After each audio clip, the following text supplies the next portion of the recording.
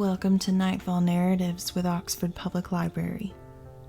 We will be bringing you some of the strange and unusual narratives from the public domain once a week. You can download the audio and listen at your convenience from our website, www.oxfordpl.org, or you can follow us on social media. Now, let's get started. Don't get scared now. Dagon by H.P. Lovecraft, abridged. By tonight, I shall be no more, penniless, and at that end of my supply of the drug which alone makes life endurable. I can bear the torture no longer, and shall cast myself from this garret window into the squalid street below. Do not think, from my slavery to morphine, that I am a weakling or a degenerate. When you have read these hastily scrawled pages, you may guess, though never fully realize, why it is that I must have forgetfulness or death. It was in one of the most open and least frequented parts of the Pacific that the packet of which I was supercargo fell a victim to the German sea raider. The German war was then at its very beginning, and so liberal was the discipline of our captors that was 5 days after we were taken, I managed to escape alone in a small boat. I had but little idea of my surroundings, and for uncounted days I drifted aimlessly beneath the scorching sun. The change happened whilst I slept. When at last I awakened, it was to discover myself half sucked into slimy expanse of hellish black mire which extended about me in monotonous undulations as far as I could see. There was in the air and in the rotting soil a sinister quality which chilled me to the very core. The region was putrid with the carcasses of decaying fish.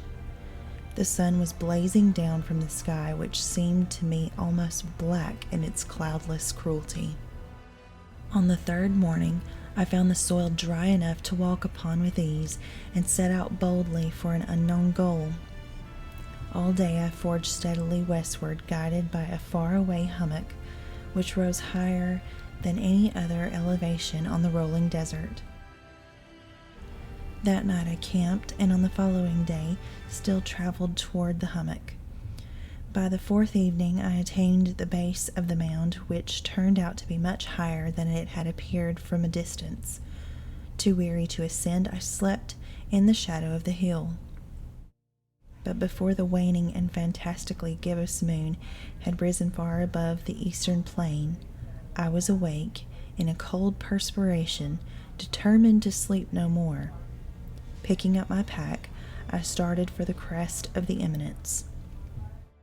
The unbroken monotony of the rolling plain was a source of vague horror to me, but I think my horror was greater when I gained the summit of the mound and looked down to the other side into an immeasurable pit or canyon whose black recesses to the moon had not yet soared high enough to illumine.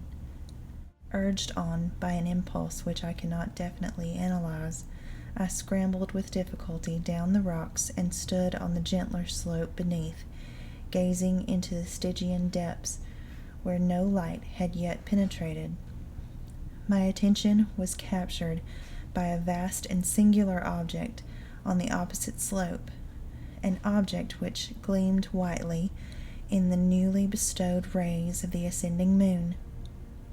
That it was merely a gigantic piece of stone I soon assured myself, but I was conscious of a distinct impression that its contour and position were not altogether a work of nature. A closer scrutiny filled me with sensations I cannot express. The strange monolith had known the workmanship and perhaps the worship of living and thinking creatures, on whose surface I could now trace both inscription and crude sculptures. The writing was in a system of hieroglyphs unknown to me, and unlike anything I had ever seen in books consisting for the most part of conventionalized aquatic symbols such as fishes, eels, octopi, crustaceans, mollusks, whales, and the like, several characters obviously represented marine things which are unknown to the modern world, but whose decomposing forms I had observed on the ocean-risen plain. Plainly visible on account of their enormous size were an array of bas reefs whose subjects would have excited the envy of a Doré. I think that these things were supposed to depict men, at least a certain sort of men, though the creatures were shown disporting like fishes, which appeared to be under the waves.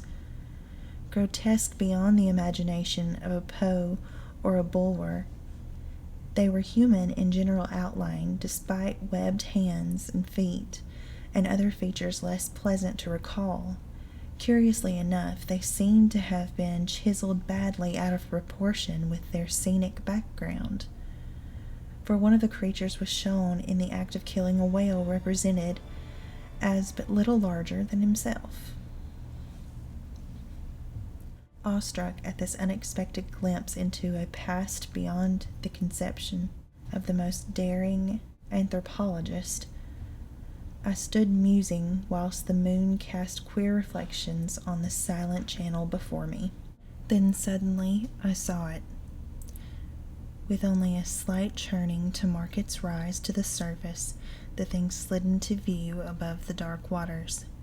Vast, polymorphous-like, and loathsome, it darted like a stupendous monster of nightmares to the monolith, about which it flung its gigantic scaly arms, and while it bowed its hideous head and gave vent to certain measured sounds, I think I went mad then.